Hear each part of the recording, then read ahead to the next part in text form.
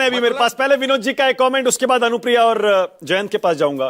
विनोद जी, अब तो ऐसा लग रहा है कि अगर आधार और वोटर आईडी सुप्रीम कोर्ट के आज के आदेश के बाद, क्योंकि लिखित में नहीं है लेकिन जो लगा शब्दों के हिसाब से वो आदेश ही लगा मुझे, ओरल ऑर्डर उसे मैं मानता हूं, बाकी तो देखते हैं। आपको लगता है एसआईआर काफी बदल जाएगा?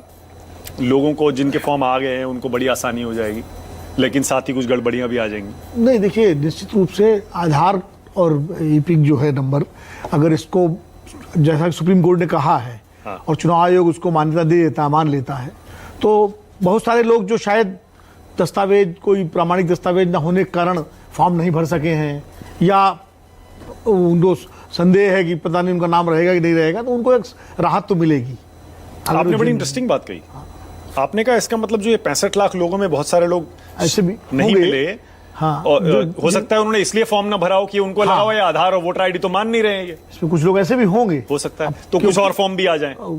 इसलिए मैं कह रहा हूँ कि फॉर्म आ सकते हैं। जब अगर आधार और ईपिक को मान लेंगे तो जो लोग जिनके पास कोई दूसरे दस्तावेज नहीं थे तो वो आ सकते हैं, तो वो एक नंबर बढ़ सकता है, तो ये बढ़ सकता है, वो उनको राहत मिलेगी। दूसरी बात ये है कि देखिए, एसआईआर का विरोध तो सुप्रीम कोर्ट ने भी नहीं किया, और चुनाव आयोग का काम है एसआईआर करना, और फर्जी वाला वोटर लिस्ट में ना हो इसको रोकना भी चुनाव आयोग का काम है। केस टू केस बेसिस पे पकड़िए। केस टू केस बेसिस कैसे पकड़ेंगे? सुप्रीम कोर्ट ने नहीं, ये तो बीएलओ के लेवल का काम है ना। देखिए, अच्छा, यहाँ इलेक्शन कमिश्नर के जो सेंट्रल ऑफिस है, यहाँ से बैठे थोड़ी कोई बिहार के किसी गांव में पकड़ लेगा। ये तो स्थानीय स्तर पर जो बीएलओ है वही जाके देख इसकी दरियाफ्त करेगा कि भाई मिस्टर एक्स जो है इस घर में रहते हैं, कब से रहते हैं, कहाँ से रहते हैं, जिंदा है कि नहीं है, जिंदा है तो क्या स्टेटस है, तो ये तो उसका काम है। उसके जरिए ही आप केस टू केस पकड़ सकते हैं नाम लेकर, या कोई एतराज जताए। मान लीजिए कोई वोटर लिस्ट में किसी का नाम है और उसके पड़ोसी को मालूम है फर्जी है, वो जाके कंप्लेन कर दे कि भाई ये गलत है और ये आप इसको जांच करिए, वो केस टू केस बेसिस पकड़ा जाएगा।